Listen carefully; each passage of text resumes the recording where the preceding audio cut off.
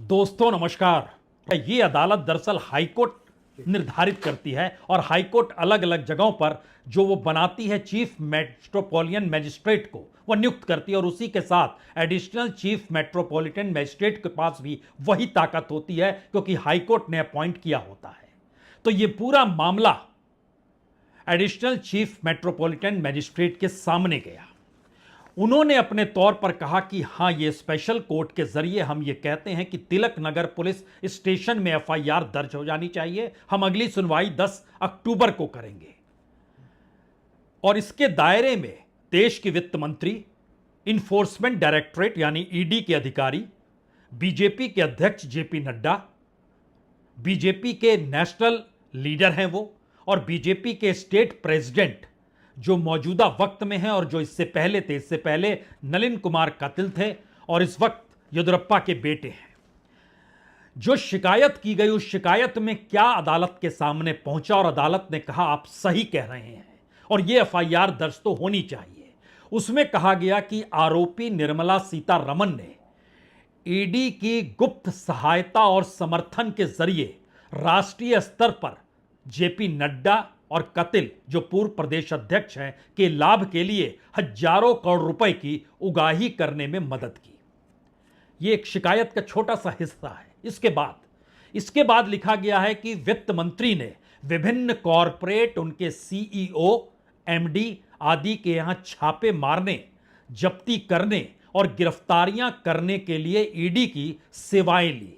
ED का काम क्या है यह बताने की जरूरत होनी नहीं चाहिए, लेकिन इस शिकायत में यह दर्ज है और जो अदालत ने जिसको पढ़ा समझा और उसके बाद एफआईआर दर्ज करने को कहा। अगली लाइन कहती है, फाइनेंस मिनिस्टर की तरफ से की गई शुरुआत से ईडी की छापेमारी के डर से कोई कॉरपोरेट और धन कुबेरों को कई करोड़ रुपए की चुनावी बॉन्ड खरीदने के लिए मजबूर किया गया, जिसमें बीजेपी के अध्यक्ष नड्डा और कतिल जो पूर्व अध्यक्ष हैं उन्होंने इसको भुनाया और तकरीबन 8,000 करोड़ रुपए के इकट्ठा करने का दावा इस पूरे आरोप में किया गया है। दो उदाहरण बहुत साफ तौर पर उसमें दिए गए। जो एल्युमिनियम और copper Messrs Sterlite and Messrs Vedanta company है, अनिल अग्रवाल जो आपके जहन में नाम आ रहा होगा, उसमें सिलसिलेवार तरीके से बताया गया कैसे 2019 से 2023 तक 230 करोड़ रुपए, 230 करोड़ 15 लाख रुपए किस तरीके से वसूली की गई। इसी तरीके से messrs Aurobindo pharma group of company से लगभग 50 करोड़ रुपए कैसे वसूली की गई। जो एफआईआर दर्ज करने का जिक्र है उसमें अदालत ने इस बात का भी जिक्र किया है कि आप आईपीसी की धारा 384 जो जबरन वसूली की होती है, 120 बी आपराधिक साजिश की होती है और धारा 34 जरूर लगाएं। धारा 34 यानी एक ही मकसद से कई लोगों ने मिलकर प्रयास किया और उसके बाद एफआईआर दर्ज करने का जिक्र अदालत ने कर दिया।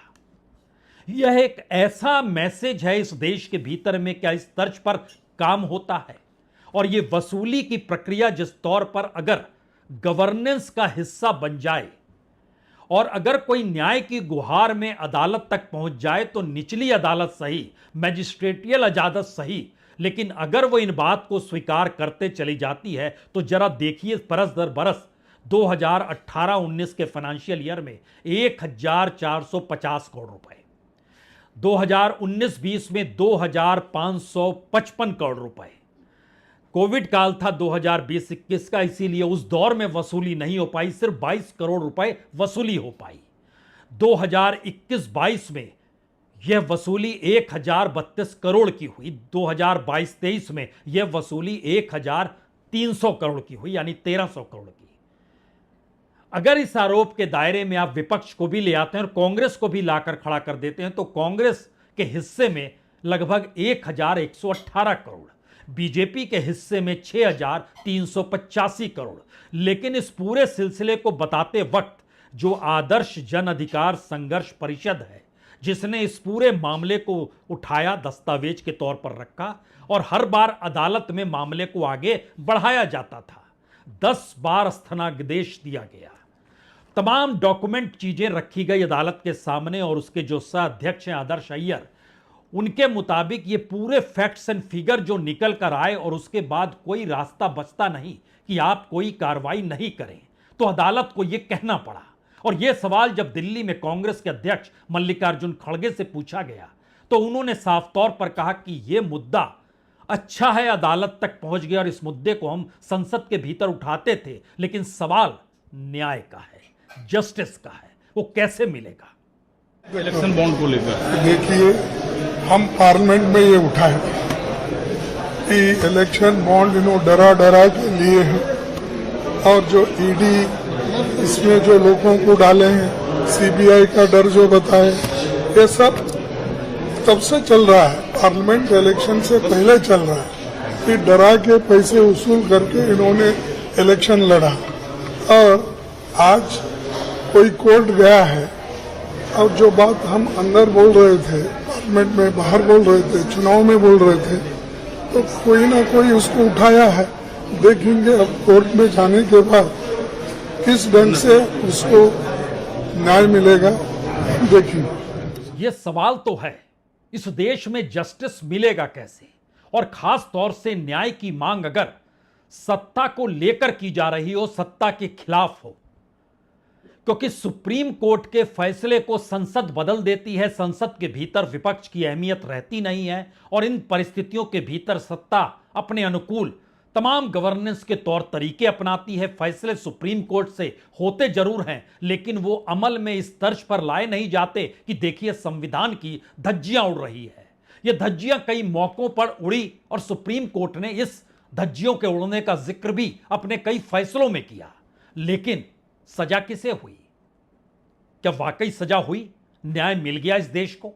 यह सवाल इसलिए बड़ा है क्योंकि हर पैसे वाले खेल की परिस्थितियों को अगर आप समझेंगे तो आपके जहन में यह वाकई सवाल होगा, इस देश के भीतर में जो पूरी लूट है, उस लूट के मतलब मायने क्या है? हमें लगता है बहुत दूर मत जाइए, अपने जहन में पीएम केयर्स ही ले आइए। पीएम केयर्स का पैसा वह भी तो 10, 12, 13, 14 हजार करोड़ का, और आज की तारीख में भी अकाउंट में देखिएगा तो 3,000 करोड़ रुपए पड़े हैं। जो पैसा शुरुआती दौर में दिया गया, उस पैसे का कितना उपयोग हुआ, यह महत्वपूर्ण नहीं है उसका उपयोग हुआ या नहीं हुआ। महत्वपूर्ण यह है कि पीएम केयर्स का लेना देना सरकार से कुछ है ही नहीं, और इसका जिक्र अदालत में सरकार की तरफ से कहा गया कि नहीं नहीं, इसका लेना देना सरकार से कुछ भी नहीं है। प्रधानमंत्री केयर्स के नाम पर इस देश में पैसा लिया जाता है, जितने पीएसयू हैं पैसा देते हैं, वहां पर काम करने वाले कर्मचारियों के एक दिन का वेतन उसमें चला जाता है। जो सीएसआर का पैसा है, जो कॉरपोरेट से निकलता है सोशल रिस्पॉन्सिबिलिटी के तहत, वो पैसा भी पीएम केयर्स में चला जाता है। इस देश के जितने रईस हैं वो जानते हैं कि अपना नाम सत्ता के सरकार की आंखों के सामने लाने के लिए इससे बेहतरीन कोई जगह हो नहीं सकती, वहां पर भी वो पैसा दे देते हैं, और सरकार कहती है नहीं नहीं, इसका सरकार से कुछ भी लेना देना नहीं है। इसके चेयरमैन कौन है? टाटा। इसका वो कहां, ऑफिस कहां है? South block. मेंबरान कौन है? देश के वित्त मंत्री, देश के गृह मंत्री, देश के डिफेंस मिनिस्टर, सभी लोग तो इसमें शामिल हैं। तो जो कॉरपोरेट और सत्ता के नेक्सस का सवाल इस देश में उगाही के जरिए है, तो उसको थोड़ा सा बारीकी से अगर आप समझे तो यह उगाही और वसूली नहीं है। यह दरअसल ऐसा सिस्टम है जिसमें उगाही और वसूली एक पॉलिटिकल टूल के तौर पर चलती है, और अगर आप उस टूल में हिस्सेदारी देंगे तो फिर आपके खिलाफ कार्रवाई नहीं होगी, आप नहीं देंगे तो आपके खिलाफ कार्रवाई होगी। यही जिक्र ये अदालत के इस एफआईआर के निर्देश को देते हुए बहुत साफ तौर पर कहा गया है। तो क्या इस देश में डर के साथ, वसूली की ताकत के साथ राजनीतिक सत्ताएं चलती हैं?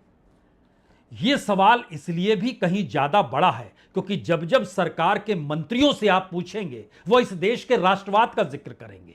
वो बताएंगे कि देखिए देश की एकजुटता कैसे लाई गई, संविधान का मतलब कैसे सनातनी होना है। ये तमाम परिस्थितियां इस देश के भीतर लगातार गूंजती है, लेकिन सवाल तो उस करप्शन का है जिस करप्शन के ठिए से बनाते बनाते एक बड़े पहाड़ के तौर पर भारत की राजनीति उसके शिखर पर जाकर बैठ गई है। राजनीति हम इसलिए कह रहे हैं क्योंकि खुद इस दौर में राज्य के मुख्यमंत्री, जो कर्नाटक के मुख्यमंत्री हैं सीएम सिद्धारमैया, लोकायुक्त पुलिस ने एफआईआर दर्ज कर ली। मैसूर शहरी विकास प्राधिकरण का मामला है, उनके खिलाफ भी मामला एक्टिविस्टों ने लेकर आया था, टीजे अब्राहम थे, प्रदीप थे, स्नेहमयी कृष्णा थे। इन्होंने सीएम के जो वहां के अधिकारियों के साथ मिलकर जो 14 महंगी साइट्स को धोखाधड़ी से शामिल की गई थी वो साथ लाया गया। राज्यपाल सक्रिय हुए, उन्होंने कहा कानूनी कार्रवाई करनी चाहिए। थावरचंद गहलोत साहब, जस्टिस एम नागप्रसन्ना ने कहा बिल्कुल सही है। भ्रष्टाचार निवारण अधिनियम 1988 की धारा 17A के तहत और भारतीय नागरिक सुरक्षा संहिता 223 की धारा 218 के तहत कार्रवाई होनी चाहिए। सब सिद्धारमैया से इस्तीफा मांगने लगे। सिद्धारमैया ने इस्तीफा नहीं दिया। येदियुरप्पा के दौर में भी लोकायुक्त का मामला था, उनके खिलाफ भी यही प्रक्रिया थी। उन तमाम परिस्थितियों के बीच आज की तारीख में उनका बेटा प्रदेश अध्यक्ष है। उनके बेटे का नाम भी उस आरोप में है जो कि वित्त मंत्री के साथ है। जो वसूली का पूरा मामला है उनके खिलाफ भी अदालत ने आदेश दिया है। कहां कहां किस किस नब्ज को पकड़िएगा, क्योंकि यह सवाल इस देश के भीतर में पॉलिटिकल इकोनॉमी के जुगाड़ करने का जो है, और हम आपसे जिक्र जिस एम्बेसी ग्रुप का कर रहे थे उसने कितनी बड़ी तादाद में किस तरीके से कितने लोगों की घेराबंदी की, उसमें एक व्यक्ति हमारे पास भी पहुंचे और उन्होंने कहा कि इन्होंने तो हमारी बिल्डिंग ही हड़प ली है। अब यह मैसेज पहुंचाया गया कर्नाटक के डिप्टी सीएम के दरवाजे पर कि आप कार्रवाई कीजिए, आप शहरी विकास मंत्रालय भी आपके पास है। जानकारी मिली कि उनके द्वारा जो संदेश वहां पर गया उसकी एवज में ज्यादा पैसा पॉलिटिकल फंडिंग के तौर पर आ गया। उनके सेक्रेटरी को पैसा मिल गया डिप्टी सीएम के, लेकिन उस व्यक्ति को वो न्याय नहीं मिला जिस न्याय की खोज हो रही है।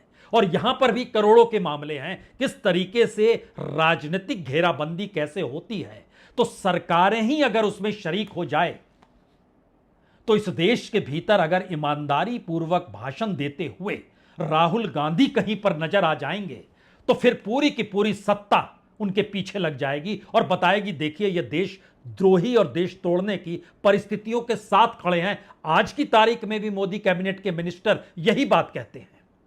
एक चीज समझना होगा, हमारे देश को कमजोर करने के लिए जो एंटी इंडिया का एक गैंग है, एक एंटी इंडिया का नैरेटिव बनाने वाला एक इकोसिस्टम है।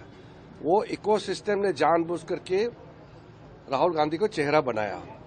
वो राहुल गांधी को यूज करता है, कभी अमेरिका में बुला करके, कभी इंग्लैंड में, कभी ऑस्ट्रेलिया, कभी जम्मू कश्मीर जा करके, कभी कहीं जा करके वो भारत को कमजोर करने का बात करते रहता। ये एक इकोसिस्टम का इफेक्ट है। देश के लोग जान जाएंगे, सबको पता चल रहा है। तो क्या इस देश में अगर कोई भी न्याय का जिक्र करे या कोई अपनी जिम्मेदारी अपने पेशे के तहत मानते हुए सरकार पर अगर सीधे तौर पर यह कहे कि एफआईआर दर्ज होनी चाहिए तो इस देश के भीतर कोई करंट दौड़ जाता है? यानी सरकार अगर चुनी हुई है तो क्या वो मान लेती है कि अब वो कोई भी काम कर सकती है गैर कानूनी तरीके से? और इस देश की जनता इतनी दब चुकी है, हमें लगता है आखिर में इस देश में उस पारदर्शिता को समझ लीजिए जो इस देश को चलाता है। इस देश की सत्ता जो बजट बनाती है उस बजट का पूरा आंकड़ा है 48,20,512 करोड़। यह पूरा बजट है। अब आप कल्पना कीजिए इसमें 43,80,551 करोड़ रुपए जनता के टैक्स से लिए जाते हैं, तो इस देश की उपलब्धि क्या होगी? और उसी जनता और टैक्स पेयर के पैसे से उसी जनता को दोबारा कहीं पर कोई सुविधा के नाम पर, कहीं सीधे बैंक ट्रांसफर के नाम पर, कहीं पर पैसा आप देते हैं कि किसान सम्मान निधि बांट रहे हैं, कहीं किसी को दे रहे हैं, कुछ दे रहे हैं, यही वो पैसा है।